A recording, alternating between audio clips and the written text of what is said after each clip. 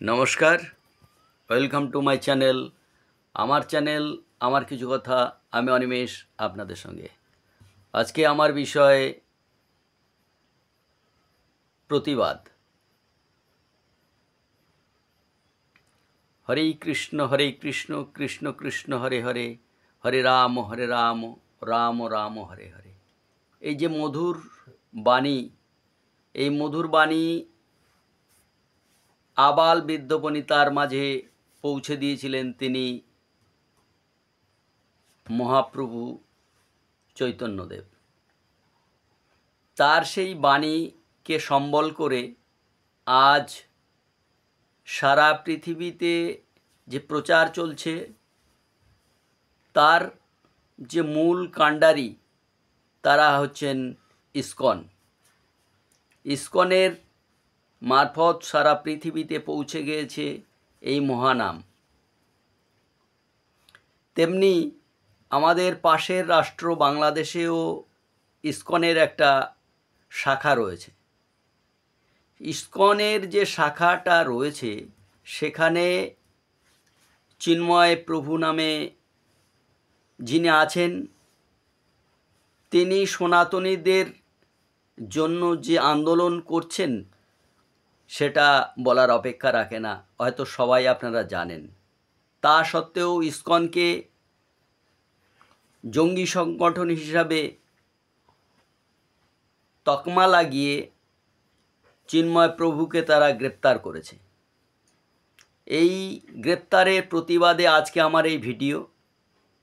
বাংলাদেশের যে সমস্ত সনাতনীরা আছেন তাদের উপর যে অকথ্য অত্যাচার চলছে বাংলাদেশে, নারী নির্যাতন, মন্দির ধ্বংস, এটা আকছার লেগে রয়েছে। যেখানে সেখানে এটা তারা করেই চলেছে। তা সত্ত্বেও তারা কিন্তু তাদের সেই যে নারকীয় পৈশাচিক অত্যাচার চালিয়ে যাচ্ছে তা তারা স্বীকার করে না। তাদের সেই নারকীয় পৈশাচিক কাণ্ড কারখানার বিরুদ্ধে যিনি গর্জে উঠেছেন তিনি হচ্ছেন চিন্ময় প্রভু।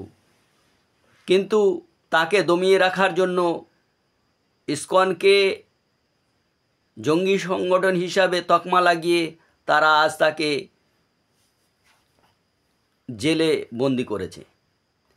তাই আমার অনুরোধ, ভারত কিংবা ভারতের বাইরে যে সমস্ত সনাতনীরা আছেন তারা গর্জে উঠুন, তারা প্রতিবাদ করুন, যেন বাংলাদেশের এই যে স্বৈরাচারী শাসক আমাদের চিন্ময় প্রভুকে তারা ছাড়তে বাধ্য হয় এবং সমস্ত জায়গায়, ভারতবর্ষের সমস্ত জায়গায় এবং পৃথিবীর সমস্ত এলাকায় যেখানে সনাতনীরা আছেন আপনারা এর প্রতিবাদ করুন যাতে তিনি মুক্তি পান। আমি আশা রাখব আপনার সবাই এর প্রতিবাদ করবেন।